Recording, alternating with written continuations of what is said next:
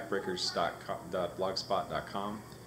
We are doing a big backpacking trip with our two boys. One of them is 6 and one of them is 7. Now these guys have done quite a bit of miles, mostly overnight trips with a few 2-nighters. We're going to do a 6-day, 5-night trip coming up next week.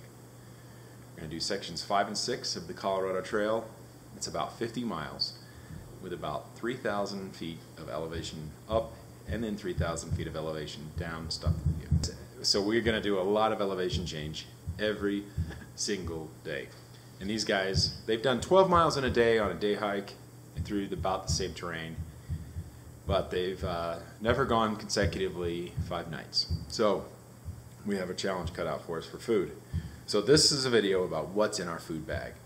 So what we did was we figured out the number of calories that my wife, Mama Bear, and I need, and then we figured about what the boys would need.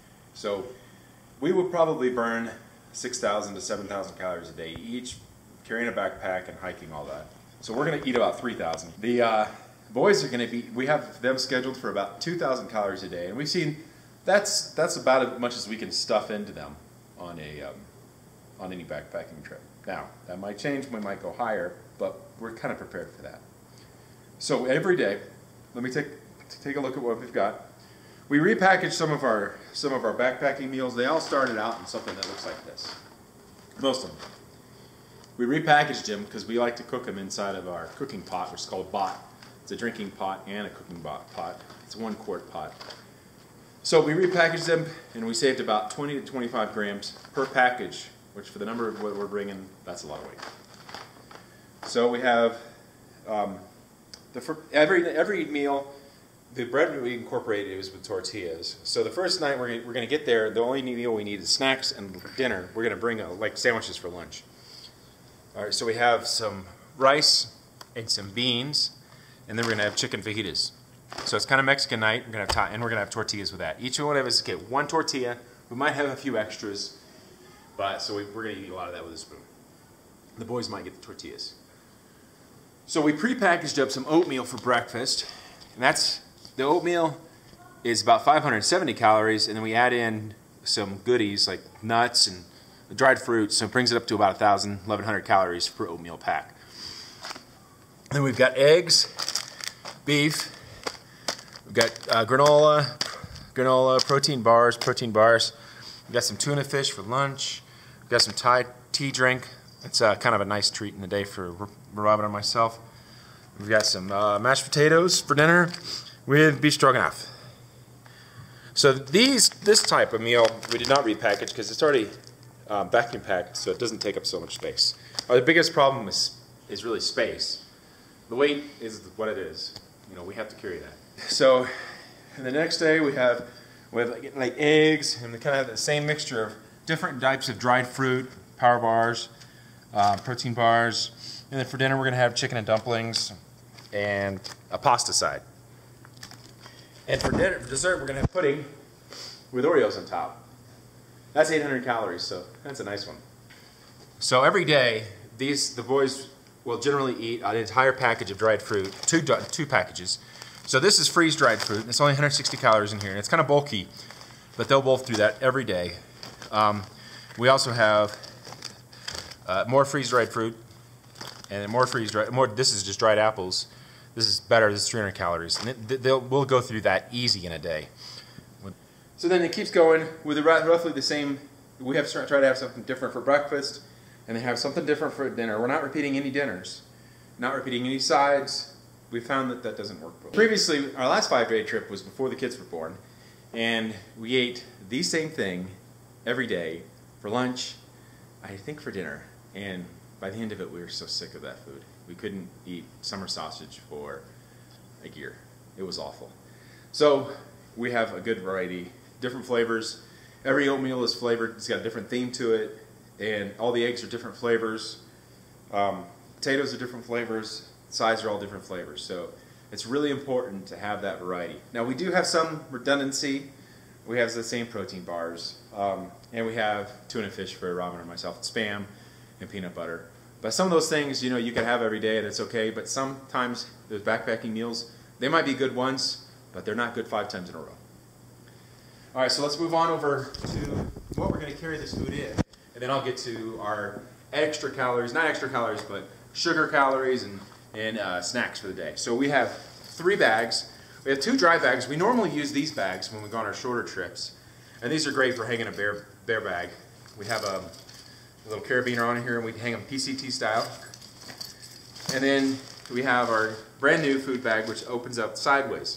So this will have like our snacks day to day, so we can just easily reach in and grab those. This one's not waterproof. It's not a dry bag. These 2 are dry bags, but they are deeper, and they kind of have to empty them out to get everything out. So we'll put the meals, like the breakfast is in one and the lunch is in one, and so we just can know we can reach in and grab our breakfast, and we'll load them in backwards in the order that we want to eat. We can always change that up if we need to. Okay, so for snacks, we have a very good variety over here of different snacks. We've got lots of sugary things. We've got licorice, and we have drinks for the boys. We have Kool-Aid, we have we have Kool-Aid, Gatorade, and Tang. Each one of those have calories, so we can put that in the boys' drinks when we're heading uphill. For our breakfast, we have coffee, and what I did was I mixed in some Vietnamese coffee and a regular freeze-dried coffee and a little bit of regular freeze-dried espresso. Makes a nice little blend. We found this the best way to eat coffee on the trail. We've tried we've tried French press, we've tried drip, and we've tried cowboy coffee, and this is by far the easiest. And it's fine. So we're gonna bring this is 16 count.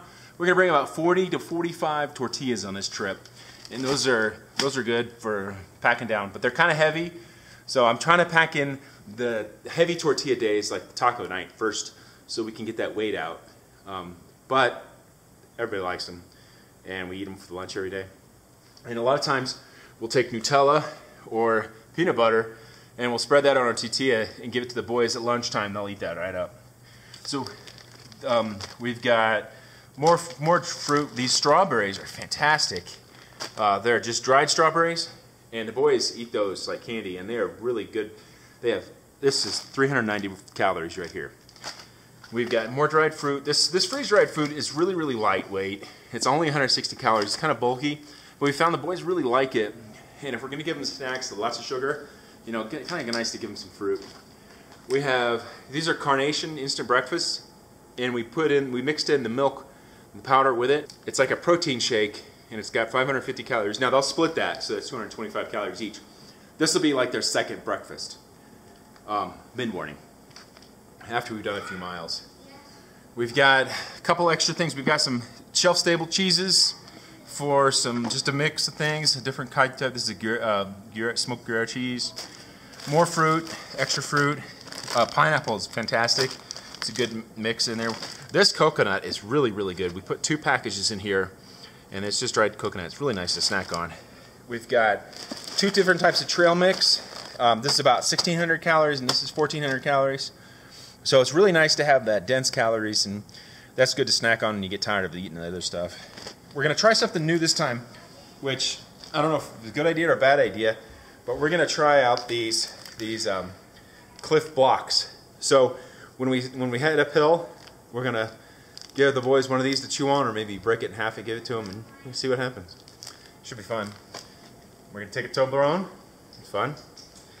We are going to take this Hershey's dark chocolate bar. This thing is massive. More beef jerky. So I think we have 3 things of beef jerky and a Tonka Warrior bar, which we haven't tried yet. It's got cranberries in it, and I think some bison. This should be fun. We have some milk chocolate, and our last morning, we're just going to have oatmeal, snacks, and then we'll have a lunch for that last day, because we still have to do 8 miles. So we're doing 50 miles. We have to average, I think the numbers work out to be 8.5 rough miles per day. So that's the best way we found is to hike hard for an hour when you're doing flat ground or downhill. Then you take a good break. And then if you're doing uphill, we're going to hike hard for half an hour and then stop. Don't stop during those hiking stretches, because otherwise it'll really throw your day off. because every time you stop on the trail and you're wearing your backpack, it makes you tired. So we're going to hike hard for an hour with our packs on. Everybody takes their pack off. We sit down, put our feet up, and then rest for 20 minutes, 15 minutes, maybe even longer. And then if the boys have done really well in the morning, we can take like a 2-hour lunch. Everybody takes a nap, reads a book, and then we can finish out the last 4 miles of the day in the afternoon.